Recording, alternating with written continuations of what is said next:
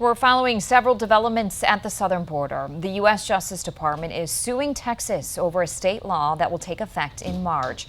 The law allows police to arrest migrants who enter the country illegally.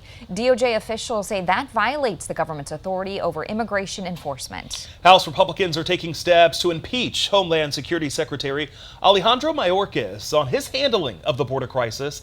A House committee will begin proceedings next week. This comes as nearly 60 House Republicans are in Texas to see the border situation in person. Mayorkas says Congress needs to step in to fix the immigration system. When they're at the border, they're going to see the magnitude of the problem and why we have said now for about 3 decades that our broken immigration system is in desperate need of legislative reform. So we are focused on solutions, and we hope that they will return to Washington and focus on the solutions as well. 3 members of Wisconsin's congressional delegation are on that border trip meeting with state and local officials to better understand the situation. Our political reporter Darielle Fair spoke with Congressman Brian Stile about his takeaways from the visit. Darielle? As talks on a border and immigration deal continue in the Senate, the GOP delegation held a press conference to call out, in their words, failures of the Biden administration to implement stricter policies at the southern border. The longer we delay the closure and securing of this border, the greater the crisis and the problem. Speaker Johnson called the crisis a disaster the president caused.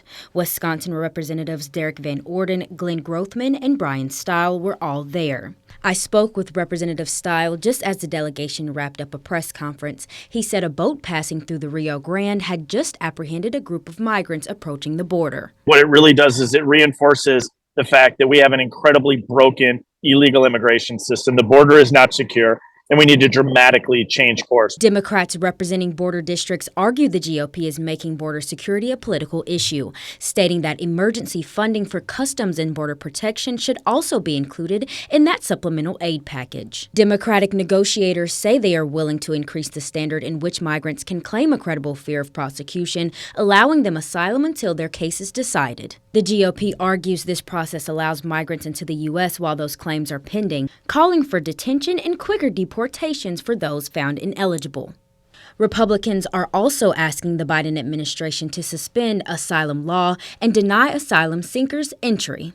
A final provision would restrict humanitarian parole, a power Biden has relied on heavily to address the high demands of immigration. Deadlines to keep the government funded are approaching in January and February. I asked if he thinks lawmakers could come to an agreement before then. Let's have the Senate move forward instead of risking coming right up to this lapse in funding once again.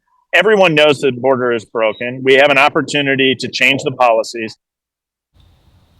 Senate Majority Leader Chuck Schumer announced on Wednesday that progress was being made in the Senate, but this would be a difficult issue for lawmakers to reach an agreement on.